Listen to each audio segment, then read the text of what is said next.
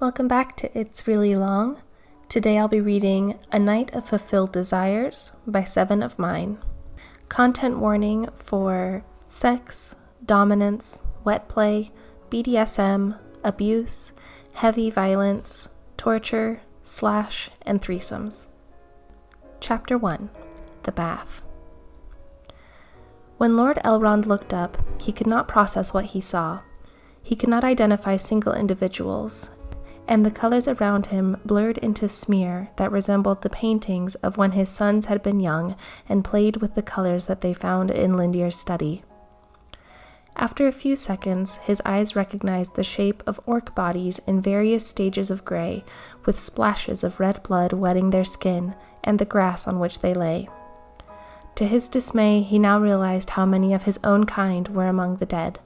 He started counting as he walked across the battlefield, stepping over bodies and loose body parts, avoiding treading in the bigger puddles of blood.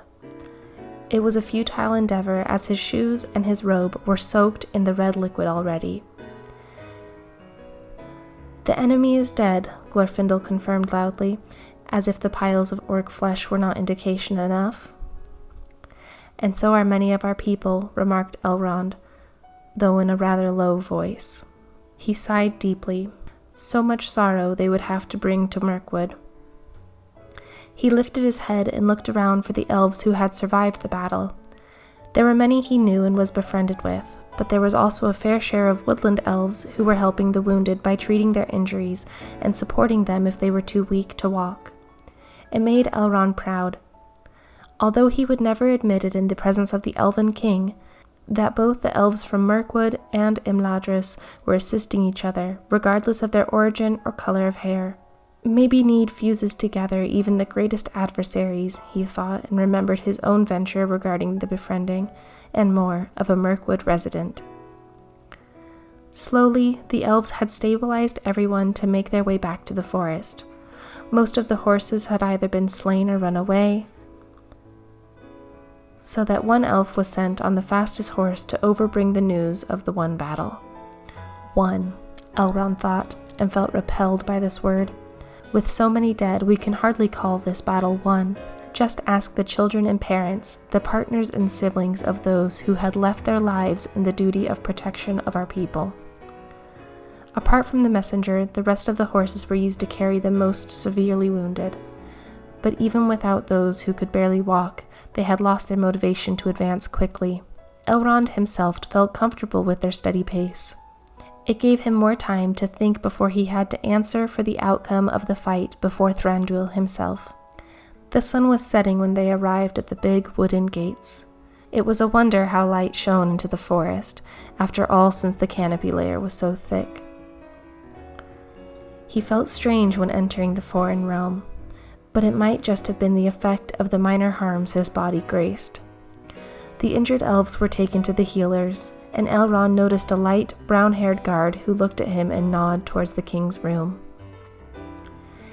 He had feared he would have to attend to his uneasy dialogue immediately. 2 more guards were stationed on each side of the door, opening it for him. The heavy wings swung open, and there he could see the Elven King, full of grace and elegance, full of arrogance and haughtiness. Elrond advanced until he stood on the stony platform in front of the stairs that led to Thranduil's throne. The elf had not moved since Elrond had entered the room. Not even a strand of his perfectly aligned blonde hair had changed its place. "Tell me of our casualties," he demanded. Elrond swallowed hard. Thranduil did not even ask whether they had successfully slain the orc army, he just assumed it. "Many of us have been killed, many of us have been wounded," he answered with a dry mouth. Now Thranduil bothered to stand up and pace the staircase down with a confidence that made Elrond wonder whether he practiced this descent whenever no one was watching. The tall, blonde elf stopped less than 20 centimeters before him. "You have been injured too," he said, and touched Elrond's chin with his long, spindly fingers. "Only minorly," Elrond admitted. He hated that Thranduil looked down on him for that, but he swore that even the Elven King himself could not have come out of this battle without the tiniest mark.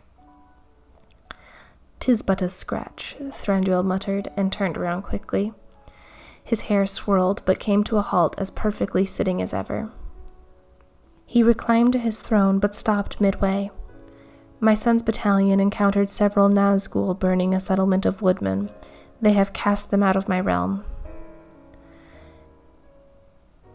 As that was all that Thranduil had to say on this topic, Elrond left without casting a second eye on the mighty king, having taken a seat on his enormous throne. He must be compensating for something, Elrond thought as the doors closed again behind him.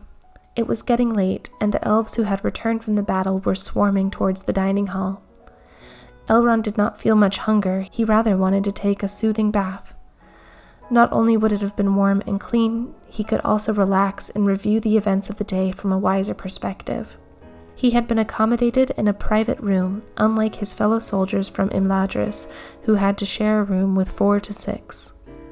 But he was a lord, and even though Thranduil did look down on him, he did allow him one or another privilege. He gave his Mirkwood servant the rest of the evening off so that he would be able to join the common dinner. Elrond started the fire to heat the water himself, and waited patiently to ensure that the water flowing into the white bathtub was of pleasant temperature. His bathroom was round, supported by columns that were decorated with wooden leaves. The bathtub stood in the middle, elegantly, and Elrond dropped his heavy armor on the floor. He regarded his body and noticed how many scratches there were, glistering redly in the shimmering light of the torches at the walls. He stepped into the water, twitching because of the heat. But once he had immersed his whole body in the transparent liquid, he moaned in relaxation. The burden of the entire day dissolved in the water with the fine streaks of blood that came off his body. The water was shimmering in a dark yellow ochre, now intercepted by brownish-red streams. He had just closed his eyes when he heard the door creaking open. He was alert at once, but the silhouette that stood in the entry was one that Elrond was too familiar with already. "I missed you at dinner," the young blonde elf said, and entered the bathroom without even asking for permission. He closed the door silently behind him. "I was not hungry," Elrond murmured, slightly annoyed by his alone time being disturbed. He was less annoyed by the fact that Legolas was obviously staring at his unclothed body that lay in the bathtub like food on a platter. "I was hungry," Legolas responded, now standing at the side of the tub, casting a dark shadow on the water. "Hungry for you," he added and bent down to Elrond's face. His blonde hair was touching the Lord's chest. "Your father said that your defense of the woodmen against the Nazgul was victorious," Elrond said while regarding the youngling's tasty lips. "He was exaggerating, that's for sure," Legolas said and inhaled deeply. He liked the smell of battle, of blood and sweat, especially when it was coming from Elrond. Before he came closer to finally give him a kiss, Legolas stood up and started undoing his belt. Elrond leaned his head up against the bathtub's edge and observed him attentively.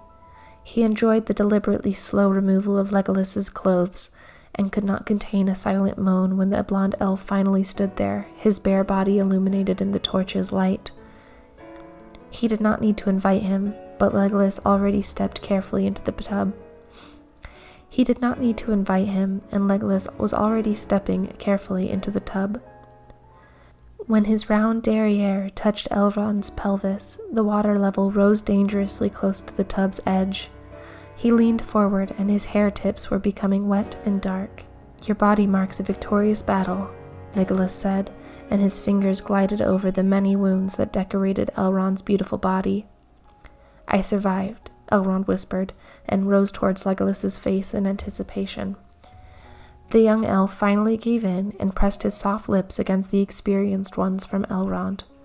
Their kiss was long and deep, and he could feel the Lord's tongue making his way towards his throat. His mouth was dry, and he ached for a complete devotion to his lust. He began to feel Elrond's wet hands on his back, sliding along the skin, reaching his neck. He rested his own hands on Elrond's manly chest. He had not yet expected to feel Elrond's wood strive his rear. "It's really long." He laughed and sat up. "You are needy," he remarked with a boyish smile on his face. "It has been centuries since I last time felt such a lust. I have no idea how I could live the past decades without using my body for myself.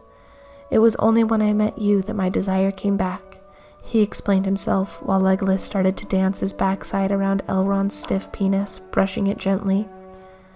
Such small movements were enough to make Elrond lean back and breathe deeply with his mouth open. "You are too easy to please, my lord," Legolas noted.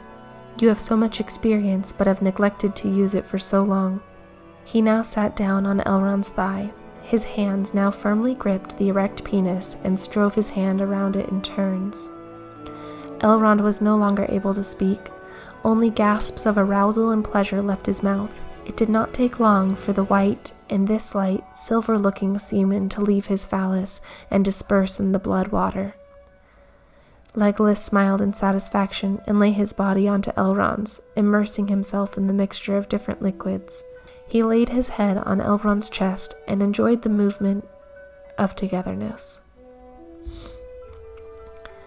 The water started to get cold, but Elrond did not mind. He loved to feel Legolas's calm and regular breath on his chest that heaved and lowered in nearly the same rhythm. The lower part of his blonde hair was wet and the upper part dry, which he felt slightly moving on his skin. He put his arms around Legolas's upper body. He looked so peaceful, so innocent, so pure.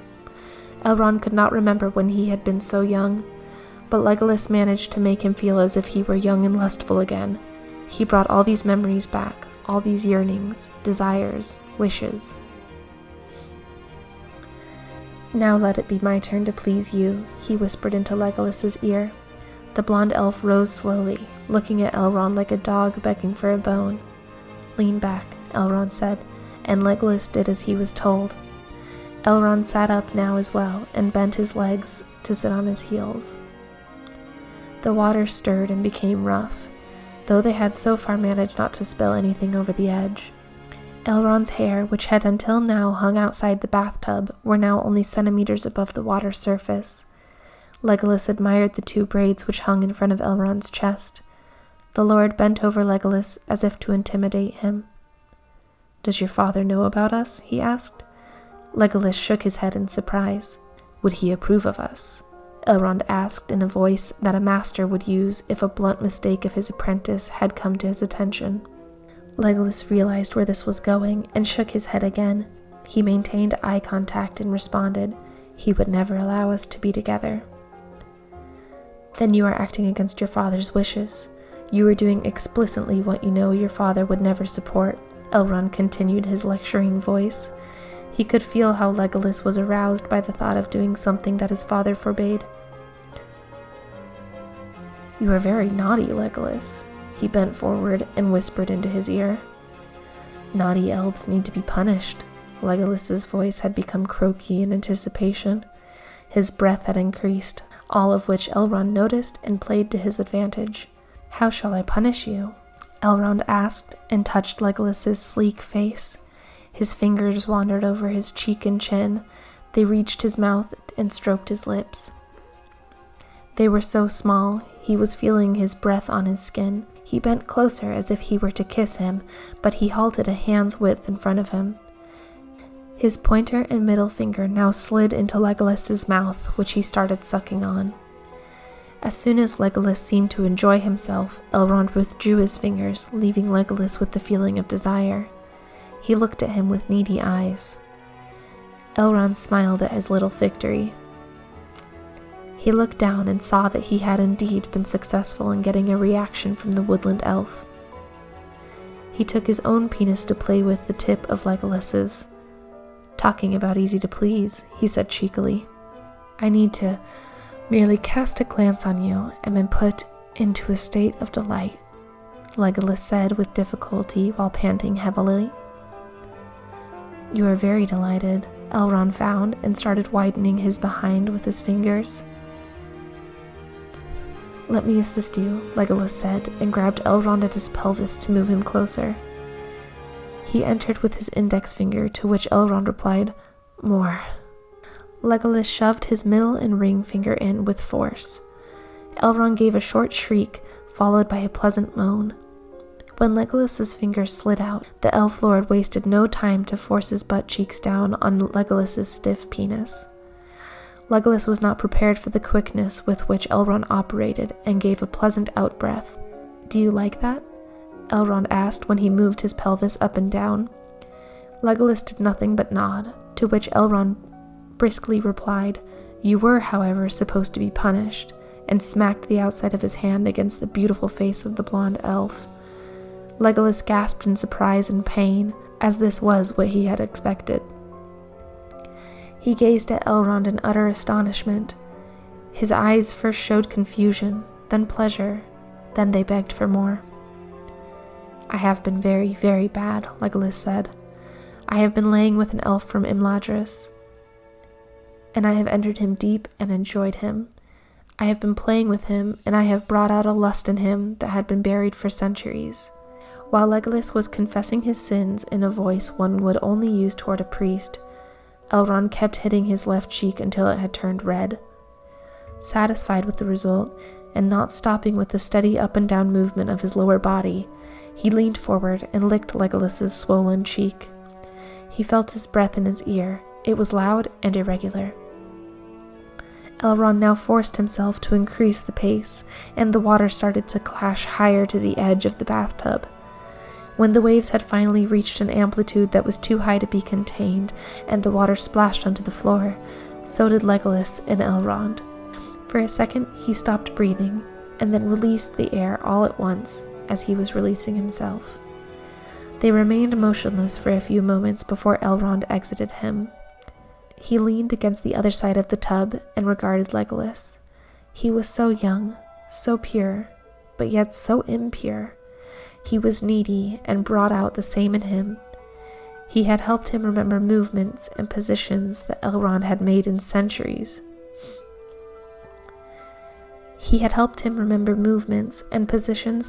Had not made in centuries, and Elrond had taught Legolas secrets he would have never dreamed of. Right now, he felt how they completed each other for the strive of perfect pleasure. Elrond would have loved to linger in that state of sexual satisfaction, but it was abruptly disturbed by the loud thud of the opening wood doors. His head spun around, and he would have nearly yelled at the sight of a dark silhouette in the corridor, unmistakably the Elven King himself, wearing his grand crown and flowing robe. He strode forward with a hasty pace, the doors falling shut behind him. He stepped into the light of the torch, regarding from above the two naked elves sitting opposite each other in the dirty bath water. He demanded in a firm, nearly trembly voice. Neither Elrond nor Legolas dared to respond. Thranduil's aqua-colored eyes fixated on those chestnut-brown eyes of the half-elf. "It was me, Ada." Legolas suddenly found his voice. "I seduced Lord Elrond." "Do you also call him Lord Elrond when you are inside him?" Thranduil asked with an indifferent voice that Elrond could not allocate on the mood ladder. "Actually, he called me my lord today," Elrond said boldly. Thranduil's eyes returned to him.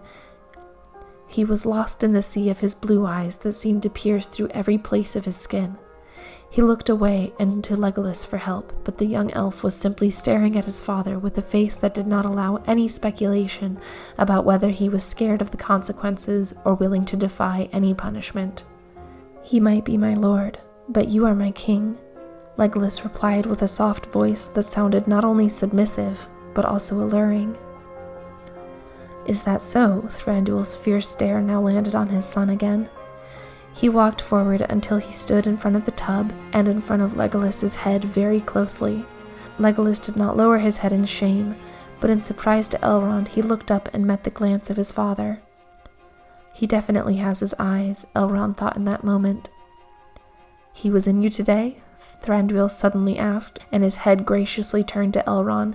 His voice was snarling and arrogant as always. Elrond nodded. "Your arse is roughened and hurting?" Elrond nodded again. Without taking sight from him, Thranduil threw his elegant robe to the floor. He undid his belt and opened his tunic. One by one, all layers of his stylish clothes landed on the ground until he stood there as naked as were his son and Elrond.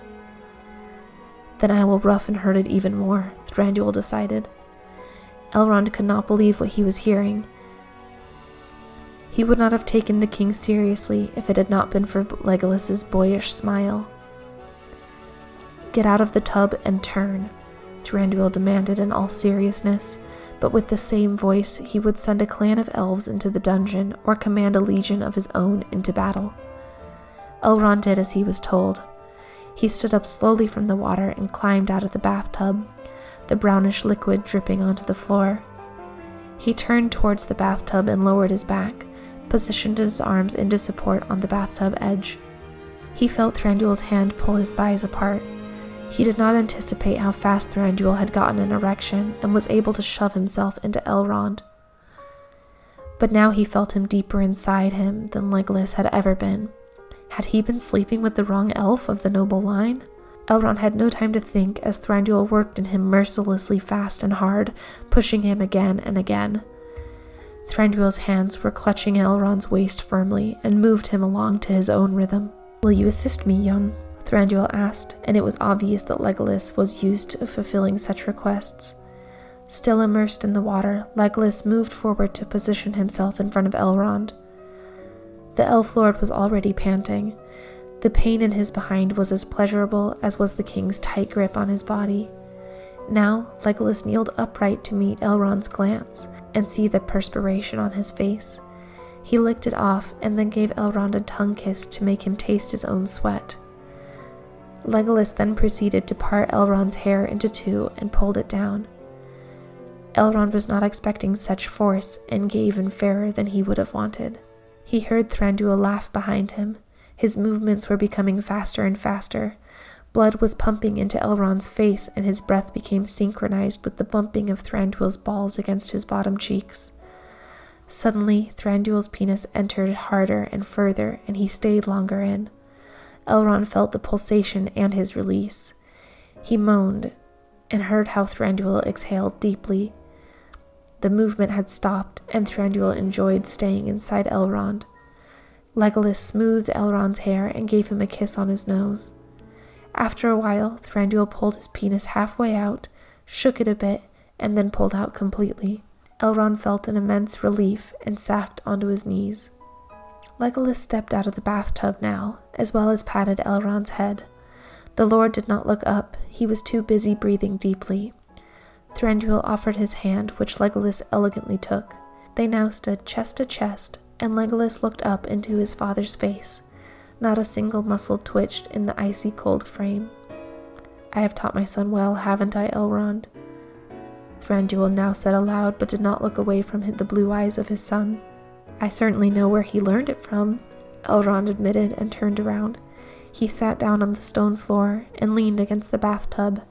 His heart was still pumping heavily, and his chest, wet from water and sweat, heaved and lowered regularly. He looked up to Thranduil and Legolas, who seemed to be sunken into a staring contest. Then Thranduil proceeded very slowly to touch his son's chin with his long fingers and bent down to press his lips on Legolas's. What followed was a long and passionate kiss which had been practiced and perfected for centuries. Elrond could not help but feel turned on by the view. He was still aroused by the work that Thranduil had performed in him, so his penis erected without any help. While Thranduil and Legolas were still engaged in tongue play, Elrond started to work on himself. When Thranduil and Legolas had finished, they kneeled down beside him. "Legolas, would you do the honor?" Thranduil asked, and Legolas bent down obediently. Elrond stopped the play of his hands and let the young blonde elf take over. He used only his lips, and Elrond was every time surprised by how skilled they were. He used only his lips, and Elrond was every time surprised by how skilled they were. At first, Legolas licked around the glands before he started to suck. "Play with your tongue," Thranduil instructed him, and Elrond could immediately feel the tongue joyfully gliding around the corona of his glands. "Yes," he moaned and closed his eyes. "I was the first my son had practiced on," Thranduil informed him and kissed the Lord. Elrond had not foreseen the softness of the king's lips. Neither had he imagined to be attracted to him. He opened his eyes and stared into the same sea of blue eyes that Legolas possessed. Thranduil's skin was fair and clean and perfect. His lips were small, but they engulfed Elrond's lips completely. Elrond responded to the kiss and quickly lost himself in the king's skilled mouth while Legolas kept working on his penis. Elrond wanted to linger on and not give in to the moment, but there came a time he could not hold back any longer. He discharged, and Legolas drank it all. Thranduil sat up on his knees again, and Legolas bent over to kiss him and share the semen. Thranduil lustfully licked out Legolas's mouth to get all of Elrond's juice. "You are tasty, Lord Elrond," he commented. "I see why my son has chosen you." He caressed Legolas's hair. "But now we should go to the feast. The people are expecting my return, as well as my son, and your elves will need a strong leader like you." Elrond was surprised to hear a compliment like this from the vainest of all elves in Mirkwood. "And once we have done our duty presents, we may continue in my private room." Thank you so much for joining me today, for it's really long. This reading was from A Night of Fulfilled Desires, Chapter 1, The Bath, by sevenofmine. Don't forget to like this video and subscribe to the channel. See you next time.